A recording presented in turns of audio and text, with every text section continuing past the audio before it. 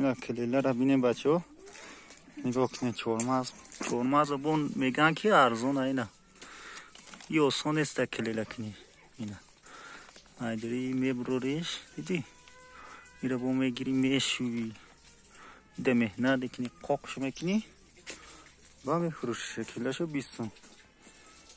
چورماز خر باشه. اینا. کلیله چیندگی موی نمیخوادی میشه دم خونه میمونه میشه. دیدی؟ تماشا کنید.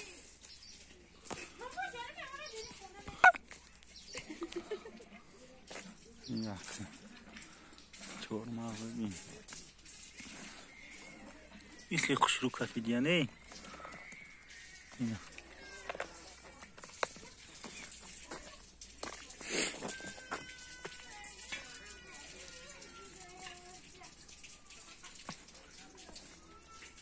این بیجا پور بود بیجا شکر دیم مستروش در اینجا فریدگه اینجا پوری کلیله بود اینه چورمازه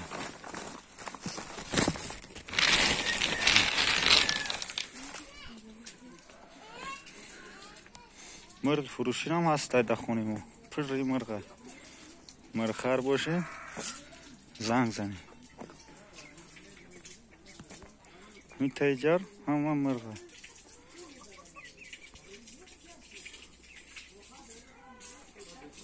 مرغه بین 50 تا مرغه 20 سوم 30 سوم 40 سوم 50 سوم هر خیل